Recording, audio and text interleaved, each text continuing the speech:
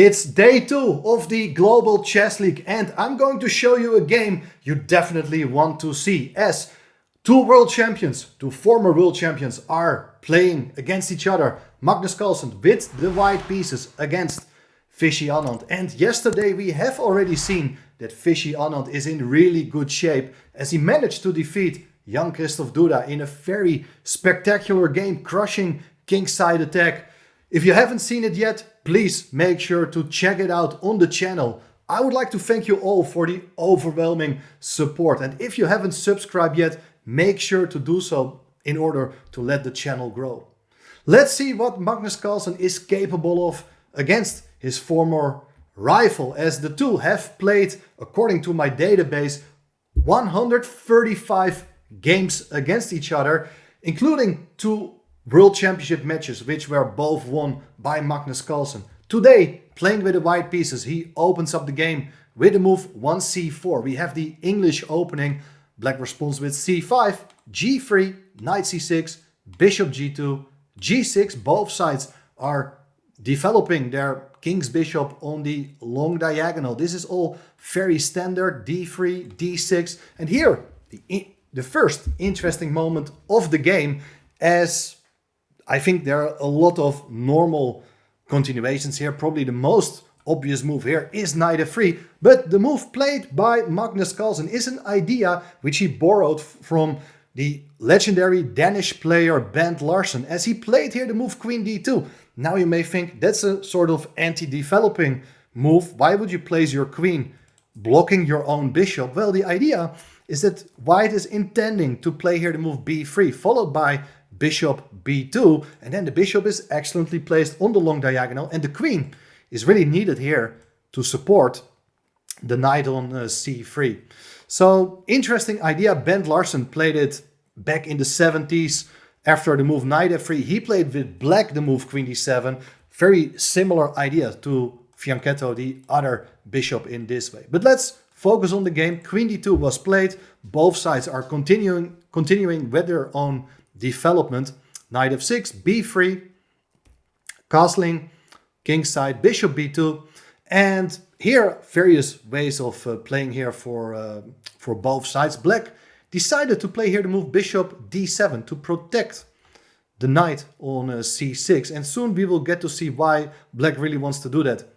In hindsight, I believe that something like e6 may have been a more challenging move, planning to take over control in the center by playing the move d6, d5 anyway. I think that's maybe something black may have considered. Bishop d7 on the board.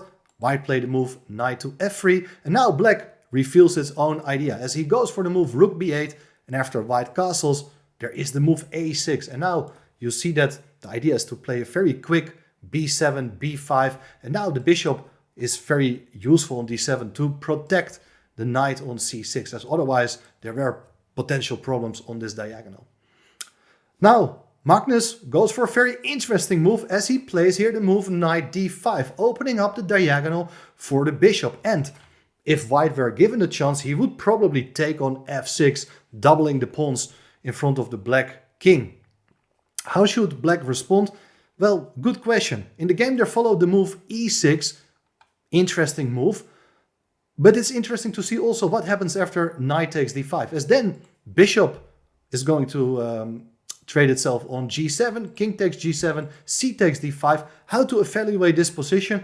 I believe that the knight on c6 doesn't have a convenient square to go to, and white, thanks to the pawn on d5, is occupying the center, and I believe this is a very pleasant position for white to play. What may black do instead? I think a very typical move in these sort of structures is to play the move e7, e5.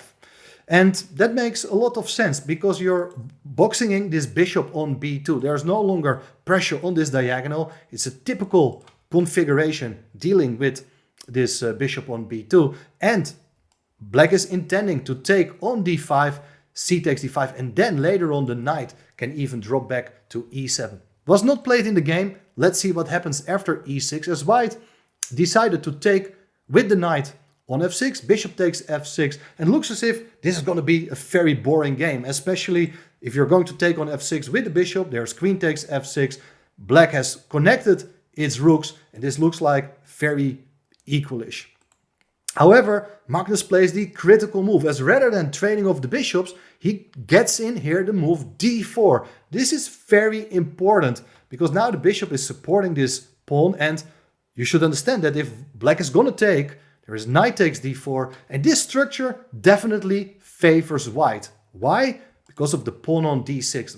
White has a very simple plan of centralizing the rooks, and then you see that because black has already committed its e-pawn, the pawn on d6 is a serious weakness which can be targeted by white's major pieces. So Fishy doesn't want to cooperate, and maybe he should have just stayed passive here with a move like queen e7, but he instead wanted to carry out its announced idea by generating active play on the queen side with the move b7, b5. But white captures on c5. Very important moment. Black is unable to recapture, as after bishop takes f6, queen takes f6, the bishop on d7 is no longer protected by the black queen. White wins a piece. So therefore, after d takes c5, black had to start here with a move bishop takes b2, queen takes b2, take on c5. Material is even, but the key move now is c takes b5. And as it turns out, black is already in trouble here. Why? The most natural recapture is a takes b5. These pawns, they look nicely placed next to each other. But the problem is there is rook fc1, and the pawn is under pressure. If you do play the move queen e7, there is the move queen c3, for instance, and there is no way black is able to protect the pawn on c5 for the second time with another piece. So white is about to win a pawn. Could black have still avoided that? Well, if you recapture with the rook instead of the pawn, for instance, then the pawns are split. And a very nice move for white here would be to reroute the knight over to the c4 square, centralize the rooks to c1 and d1, and there is tremendous pressure along the open d and the half open c file. The bishop is wonderfully placed.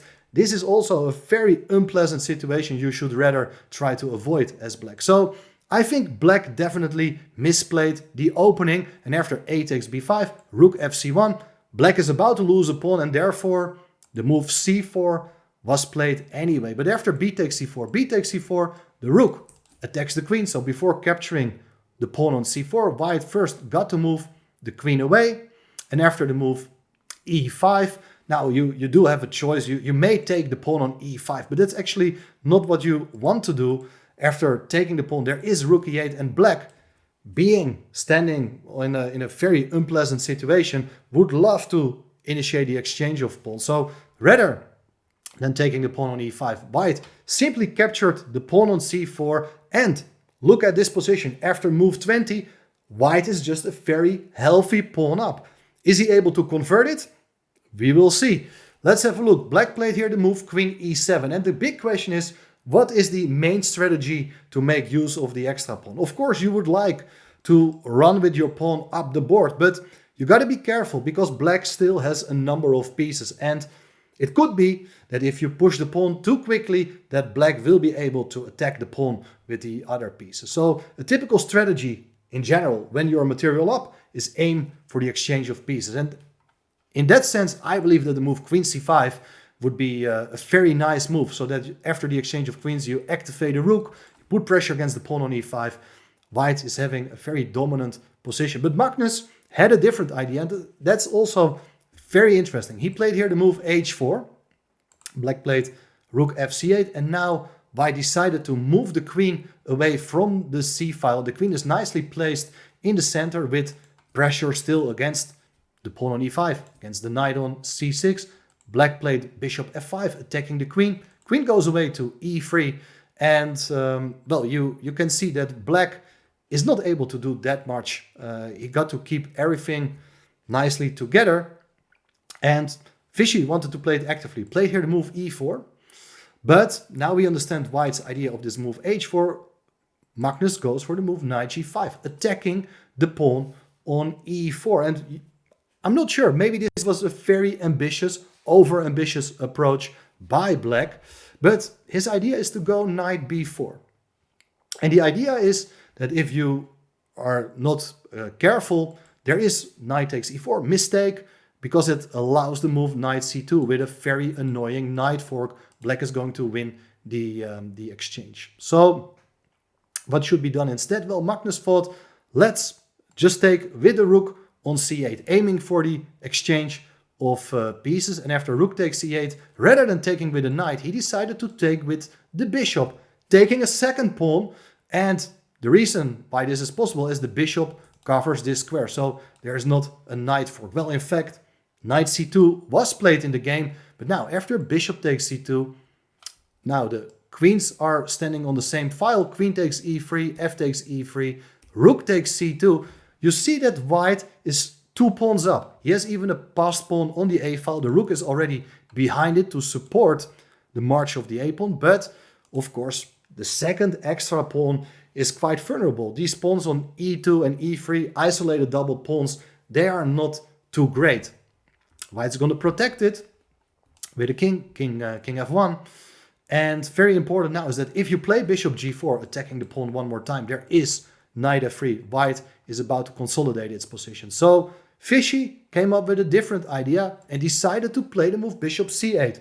Excellent idea, as the bishop is about to come to a6 to attack the pawn on e2 together with the rook.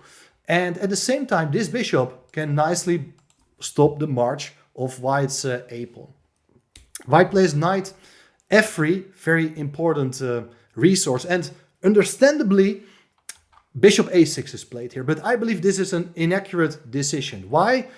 I believe black should have gone for the move rook c3, attacking the pawn on e3. Now, if you protect with your king the pawn, king f2, there is rook to a3. You're blocking white's passed pawn as quickly as you can. The pawn is fixed on a light square, and one of the main advantages is that the bishop can still even go to e6 next. So the pawn on a2 can be targeted by the bishop as well. By playing the move bishop a6, white plays knight d4, attacking the rook, protecting the pawn on e2. The rook goes away to c3, attacking the pawn. King f2, rook a3. Now the rook is blocking the pawn, and black is about to play here the move bishop c4, but knight c2 is an excellent move, attacking the rook. And if you go back to c3, maybe knight b4 could be played, attacking the bishop. So therefore, rook a4 is played, and now white is able to place its pawn on a dark square. This is not going very fast, but we have all the time in the world. You see that you're 2 pawns up. It's about consolidating your position, take away the pressure against your own weaknesses, and try to extend your own advantage. Black played bishop b7 with the idea that if white finally would like to activate its rook with something like rook b1, there is bishop e4. And now on the next move, the bishop is going to capture the knight, followed by rook takes a3. And then when everything is swapped, you have a 4 versus 3 on the king side, white will not be able to convert it because of these pawn weaknesses. So for the moment, no time to activate the rook yet. Knight b4 was played, king to g7, and now knight d3, ready to jump in to c5. That's why rook a5 is played, covering that square. Rook b1, attacking the bishop, bishop to d5. And here Magnus goes back with the rook to a1. Now, of course, there is this idea that you can go back and there's no progress at all. But for instance, instead, white may also have considered something like knight b4. But it will be very difficult to make progress. You see that the pawn is not very mobile. It's being restricted by both the rook and the bishop of black. So rook to a1. Black decided to play here the move bishop to e4. Knight to b2. So ready to play a4, maybe knight c4, force the rook to go away, and then hopefully the a pawn will gain in strength. But critical moment of the game. I believe that black could have put up more resistance here if he would have opted for a counterattack with the move g5. This is not an easy move to spot at all. But the idea is that if you're gonna take with the h-pawn, there is not a recapture, but first you do give a check with your rook. After the king goes away, Only now you capture with the rook on g5, attacking the pawn on g3. And now the king can go back, but then we have rook f5 again. It's back and forth. White is unable to make progress. You may think, okay, the a pawn can just run. We sacrifice the pawn on g3, but this bishop is a fantastic defender as it covers the a8 square, while at the same time it also controls the h1 square. So imagine white is sacrificing the pawn on g3, the h pawn can become really strong, and there are scenarios imaginable where white simply goes too far. Instead, black played here the move king h6, attempting to activate the king. Very understandable, but the counterplay comes simply too slow. Knight c4 was played, attacking the knight on, the rook on a5. Rook goes to a6, and now a4 played. King h5, and now very interesting moment. White doesn't play the move a5, and that's very important. If you push the pawn too quickly, it's rook f6 check, king g1, king g4. Look at this. The pawn on g3 is vulnerable. If you protect it with king h2, there is rook f2, so the pawn on g3 is in trouble. If you go ahead with your a pawn, king takes g3, a7, and this is exactly what I've mentioned before. There is bishop a8. The pawn is stopped by the bishop. You see the bishop quickly comes from one side to another, and I don't think black is any longer in trouble. So you see there's no need giving up your pawns on the king side, and you got to anticipate these plans of king g4 and rook f6 when the pawn on g3 is in trouble. Therefore, Magnus showing excellent technique here. Play the move, knight e2, attacking the bishop, rook f6 check, and now the knight blocks on f3. Excellent idea. If the rook is going back to a6 to stop the pawn, which was not played in the game, there is knight g5 with a double attack on the bishop and pawn. This looks like a very nice technical win for white, as now he is 3 pawns up. That's becoming simply too much. Therefore, in the game, there followed the move king g4. Probably Fishy's hope was based on this move, but now there is the move a5. And remarkably enough, black resigned here. Well, remarkably in the sense that I imagine a lot of you would have continued playing here, but the game is actually lost now. Why? Black may take on f3 with the bishop, and after e takes f3, rook takes f3, you do regain some material, but after king e2, the a pawn is simply unstoppable. The rook is not able to get back in time, so doesn't matter what you do, the a pawn is gonna queen very soon. Let's say rook f6, there's a6, and if you try to get the rook over, you're simply too late, and white wins. So then one other line, of course, black is not obliged to take its bishop for the knight. You may come back with the rook to a6, but then I think rook a4 is an excellent move, pinning the bishop on e4. If you go king f5 to get out of the pin, there is g4, and the black king is no longer able to keep the bishop supported. While in case of something like f5, there is knight g5, once again with ideas to take the pawn on h7. If you push your pawn, there's knight takes e4, f takes e4, rook takes e4 with check, king f5, hitting the rook, but the rook will come back to a4. And once again, it's 3 pawns. White has an active rook, black's rook is passive. This is a technical win. That's something you don't have to play out against the former world champion. I thought this was a very impressive game. Both sides made some inaccuracies. Of course, don't forget, it is rapid, 15 minutes plus 10 seconds increment. But still, I thought that it was a very nice technical performance by Magnus Carlsen. I hope you really enjoyed watching this. Make sure to subscribe to the channel. And tomorrow we are back with the coverage of the third day of the Global Chess League. Bye bye.